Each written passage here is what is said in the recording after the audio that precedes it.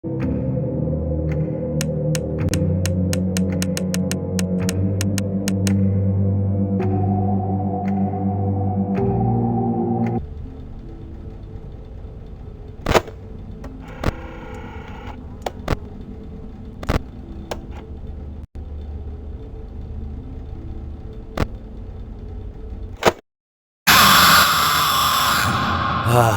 seems that you have met your end.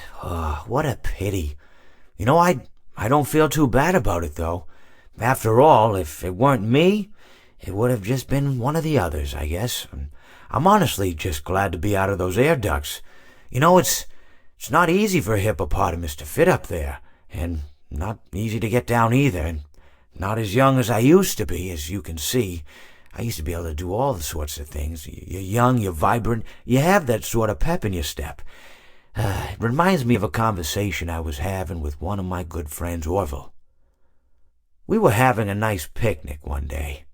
I believe it was summer. No, perhaps it was... Was it the fall? Yes. It was the fall because the leaves had turned already.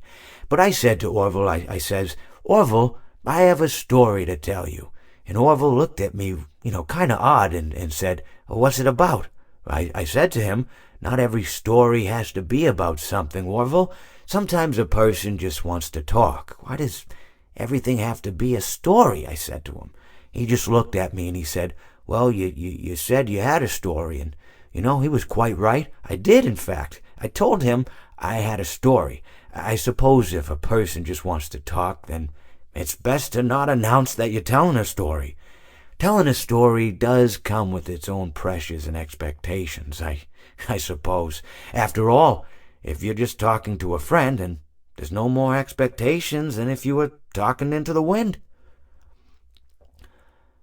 Words by themselves aren't expected to carry, aren't expected to stick.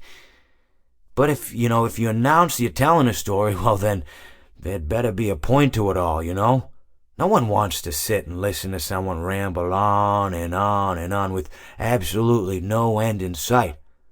So, it's good to be mindful that when you tell someone that you're about to tell a story, that you have something to say. Telling someone that you're going to tell them a story is tantamount to asking them to stop what they're doing and pay attention. You're basically saying, hey, buddy, stop everything. Stop what you're thinking. I have a solution to everything.